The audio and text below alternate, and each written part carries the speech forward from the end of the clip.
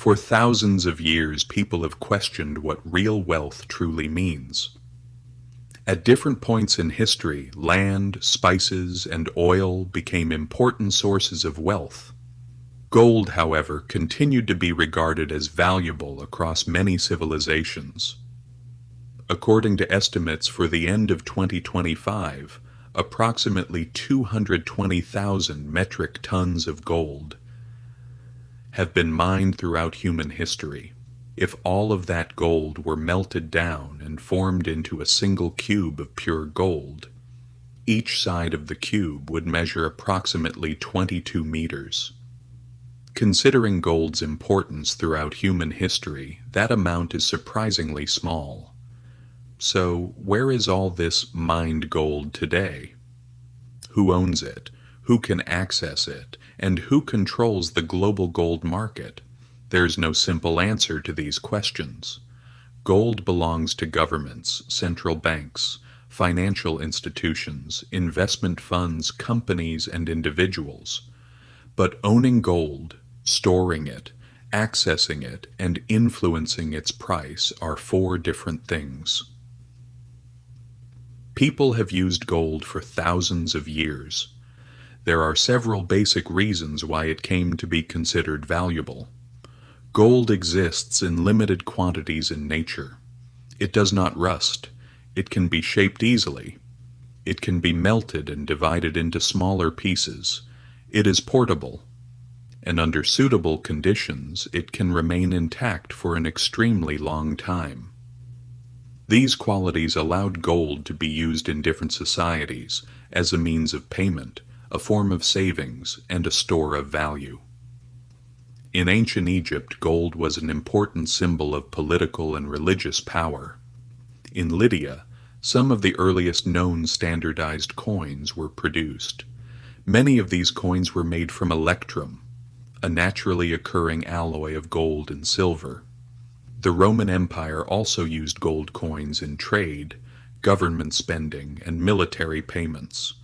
Over time, the financial strength of many states became associated with the gold and other precious metals they possessed.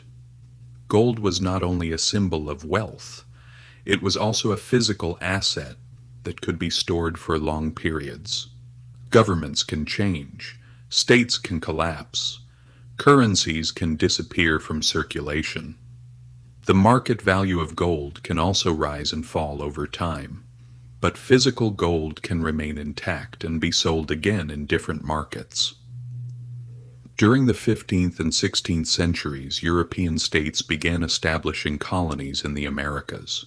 Spanish ships carried large quantities of gold, and especially silver, from the Americas to Europe. This flow of precious metals affected global trade, the financial power of states, and prices across Europe. Gold was no longer merely an asset stored in the treasuries of rulers. It took on a more important role in international payments and economic relations between states. During the 19th century, many countries linked the value of their currencies to a specific quantity of gold. This system became known as the gold standard. Its rules differed from one country to another. But the basic principle was the same. Currencies could be converted into gold at a fixed rate. Under this system, confidence in money was supported by the promise that it could be converted into gold. During the First World War, government spending increased rapidly. The amount of money required by states grew faster than the amount of gold they held. As a result, many countries suspended the conversion of their currencies into gold. After the war, several attempts were made to restore the gold standard, but economic crises in the Second World War made it difficult to rebuild the old system. After the Second World War, a new international monetary system known as Bretton Woods was established. Under this system, the United States dollar was linked to gold at a fixed rate. Many other currencies were then linked to the United States dollar. In 1971, the United States ended the ability of foreign governments to convert their dollars into gold. This largely ended the formal link between gold and the modern monetary system. Most currencies used today are not directly backed by gold. Even so, gold continues to play an important role in the financial system. Central banks are among the world's largest institutional holders of gold. The United States holds the world's largest official gold reserve at approximately 8,133 metric tons. Germany, Italy, and France are also among the countries with the largest official gold reserves. However, gold purchases in recent years have not been limited to these countries. In 2025, central banks collectively made net gold purchases of approximately 863 metric tons. Poland, Kazakhstan, Brazil, Turkey, and China were among the prominent official buyers of 2025. The amounts purchased by central banks can change from year to year, but gold remains a strategic reserve asset for many of them.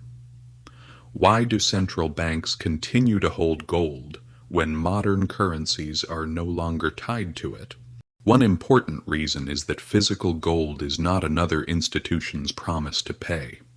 A government bond is a debt obligation of the state that issued it. A bank deposit is an obligation the bank owes to its customer. Paper currency depends on confidence in the issuing monetary authority and the economic system behind it. Physical gold held directly has no indebted issuer. This characteristic can reduce counterparty risk, but it does not mean that the price of gold will always rise. Gold's market price can fall. At times, gold can deliver lower returns than other investments. Even so, it can be used for reserve diversification, liquidity, and protection against economic risks. Not all of the world's gold belongs to central banks. According to estimates for the end of 2025, approximately 44% of all above-ground gold exists in the form of jewelry. Around 23% is held in bars, coins, and gold-backed investment funds. Central banks and other official institutions account for approximately 18%. The remainder is distributed across technology, industry, and other uses. These estimates can change over time as a result of new production, recycling, and revisions in classification. According to this distribution, the largest share of the world's gold is not held in government vaults. A large proportion is found in personal jewelry, private vaults, and investment accounts. But the amount owned and the economic influence it carries are not the same thing. Central bank gold forms part of national reserves and the international financial system. Gold owned by an individual and gold owned by a central bank may be the same metal, but their economic and political functions are different. A country's entire gold reserve is not always stored within its own borders. Some of the world's most important gold storage centers are located in London and New York. The Federal Reserve Bank of New York stores gold on behalf of foreign governments, central banks, and official international organizations. This gold does not belong to the Federal Reserve Bank of New York. The bank provides custody services for it. The Bank of England also stores hundreds of thousands of gold bars on behalf of the United Kingdom Treasury. Foreign central banks and certain financial institutions. Under an allocated custody system, a client's ownership can be linked to specific gold bars. For this reason, the institution storing the gold does not normally become its owner. Why do countries keep part of their gold in other countries? The main reasons are security, logistics, liquidity, and the convenience of international transactions. Bars stored in a major gold market can change ownership without being physically transported to another country. Changing the ownership record can be faster and less expensive than moving the gold itself. But storing gold in another country can also create risks. Wars, sanctions, diplomatic disputes, or legal decisions can affect access to the gold and the ability to transfer it. Ownership alone is therefore not enough. Physical access, transfer authority, and the applicable legal system also matter. Some countries prefer to keep a larger share of their reserves within their own borders. Germany is one of the best-known examples. The German central bank completed its planned gold transfers from New York and Paris in 2017. By the end of this process, Germany had achieved its goal of holding approximately half of its reserves in Frankfurt. But Germany did not bring all of its gold reserves back into the country. A portion continued to be stored in New York and London. Keeping gold within the country can improve physical access. Keeping it in major financial centers can make transactions in international markets easier. Decisions about where gold should be stored, therefore, involve a combination of security, liquidity, cost, and geopolitical risk. Another aspect of control concerns the financial markets in which the price of gold is formed. Gold transactions worth hundreds of billions of dollars can take place across global markets every day. Not every one of these transactions involves the movement of physical gold. Gold can be traded through spot accounts, futures contracts, options, exchange-traded funds, and other financial products. Many investors can gain exposure to movements in the price of gold without taking delivery of the physical metal. But not all gold products have the same structure. Some gold funds are backed by physical gold bars. Other products give the investor only a financial claim linked to the price of gold. Futures contracts represent transactions that are scheduled to take place on a specified date in the future. The same quantity of gold can be referenced by many financial contracts with different settlement dates. For this reason, total trading volume and the notional value of contracts can be greater than the value of the physical gold held in vaults at a given moment. But this fact alone does not prove that there is a shortage of physical gold in the market. Most futures contracts are closed before their delivery date. Some positions are offset against one another. Others are rolled forward to a later date. As a result, only a small proportion of contracts lead to physical delivery. Owning physical gold is not the same as owning a financial product linked to the price of gold. If a large number of investors wanted to convert their financial gold positions into physical gold at the same time, the outcome would depend on the rules of the products they owned. Some contracts permit physical delivery. Others are settled only in cash. In some gold funds, individual investors do not have the right to exchange their shares directly for gold bars. For this reason, a gold balance displayed in an investment account does not always represent direct ownership of a specific bar. This does not by itself indicate deception or misconduct. The contract governing the financial product defines the investor's rights in advance.